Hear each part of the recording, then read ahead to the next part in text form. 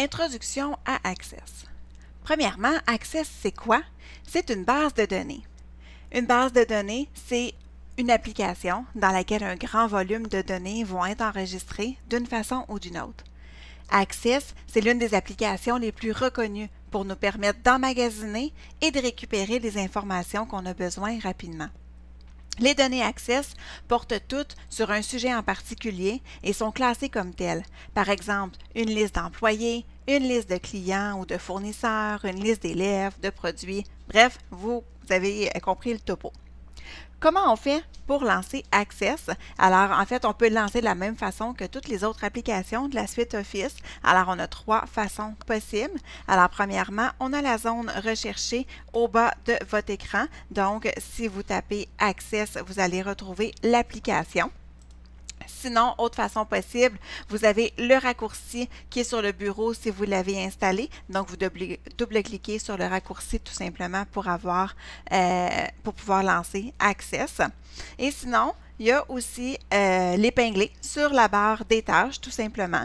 Donc, une fois que Access est ouvert, si vous ne l'avez jamais fait, vous appuyez sur le bouton droit de la souris et vous allez pouvoir cliquer sur épingler. Là, vous voyez désépingler, c'est parce que moi, Access est déjà épinglé donc à ma barre des tâches. Alors, on ouvre Access et une fois qu'on ouvre Access, voici à quoi ressemble l'écran de démarrage.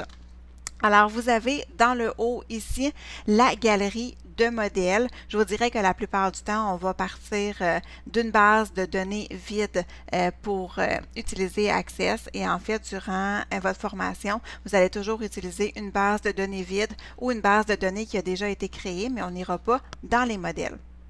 Vous avez ici, évidemment, les boutons de commande habituels, donc accueil, nouveau, ouvrir, les informations sur le document, enregistrer sous, imprimer et fermer. Donc, vous avez tout ça.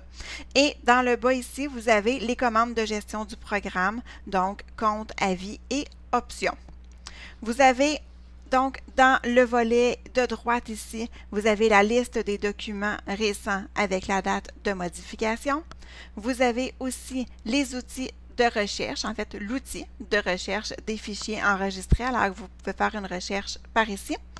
Et vous avez aussi le bouton Autres modèles pour pouvoir avoir accès à d'autres modèles de la galerie de modèles.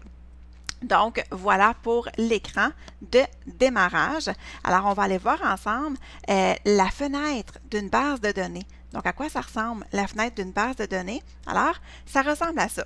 Donc, vous avez en haut le ruban, donc même chose que dans les autres applications de la suite Office.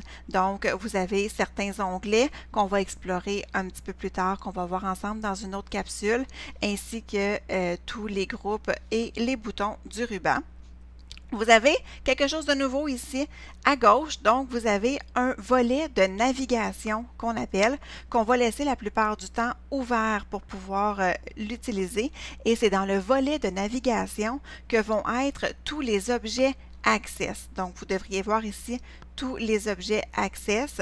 Si vous voyez juste un certain type d'objet, par exemple des tables, des requêtes ou des formulaires, assurez-vous vraiment d'avoir, de cocher ici tous les objets Access pour pouvoir voir tous les objets.